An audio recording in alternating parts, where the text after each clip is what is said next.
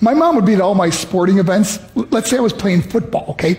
My mother would be on the sidelines, and if the play on the field started going one way, my mother would run along like, Mark, get him, get him. I'd be like, oh my gosh. I'd get in the huddle with the other guys. They go, Mark, is that your mother? I go, no, I never saw her before in my life. See, the greatest gift my mother ever gave me, she believed in me. I have overdosed on drugs on 3 occasions where I should have been dead. But I believe I was kept here for a reason. You show me your friends, I will show you your future. How do I know this? I hung out with losers, and I became the biggest loser of them all because I gave up everything I dreamt about as a little boy because of who I chose to surround myself with. My friends would drive me home at 2, 3, 4 in the morning. We'd be drunk and high, laughing in the car. We'd pull up in front of my house in New York. They go, Mark, the light's on. I go, oh man, my mother's up. See, my mom wouldn't go to bed until she knew her son was still alive.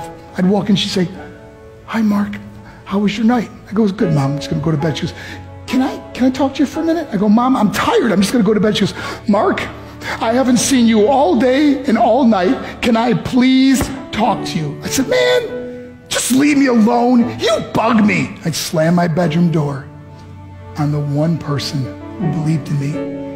I was on a worldwide tour and we were wrestling overseas in Japan. After my wrestling match, I went upstairs in my hotel room and I fell asleep. There was a knock at my door at 3 o'clock in the morning. I got out of bed and I looked through the safety window and I could see it was a Japanese promoter.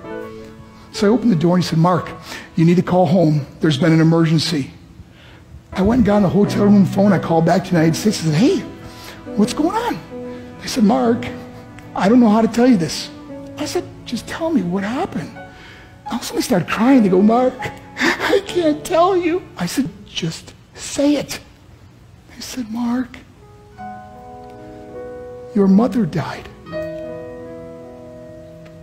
I just threw the phone down. I ran out of my hotel room. I took the elevator to the lobby, and when the doors opened up, I just ran out into the street. I mean, there was no cars, there was no people. It was 3 o'clock in the morning.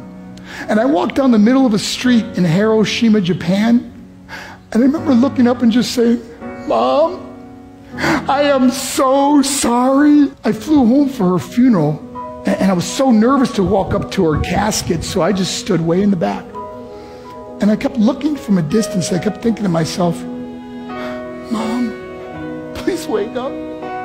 Please get up. And then I finally got the nerve to walk up to her. And as I got closer, I could see my mom for the first time. I mean, she was so beautiful. She was dressed in white. I mean, she looked like an angel. And I just stood over it. I said, Mom, you are my hero. Everything I am, everything I hope to be was because of you. You loved me so much. You gave me a life. You're the only one that ever believed in me. How did I repay her? By getting drunk, by getting high, by getting stupid, by hanging out with losers? For what? All she ever wanted to do was talk to me. I wish I could talk to you now, Mom. I wish you could see what I'm doing. Why couldn't I have been a better son? We are defined by our choices. But if you surround yourself with people involved in drugs and alcohol and pills, it's a dead end.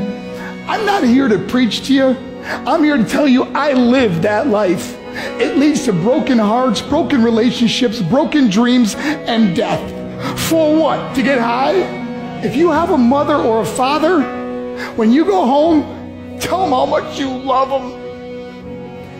See, my whole life was about being rich and famous. I had to be a millionaire. I had to win the race. I had to win the race at the expense of my marriage, my family, my friends. For what? To be all alone in the world? I learned what is truly important, and that is how precious this gift of life is, and our families, and how quickly it can be taken away. See, I no longer live in time. I live in moments. See, it's not what's in your pocket that matters. It's what's in your heart that truly matters. Love Love is just a word until somebody comes along and gives it meaning.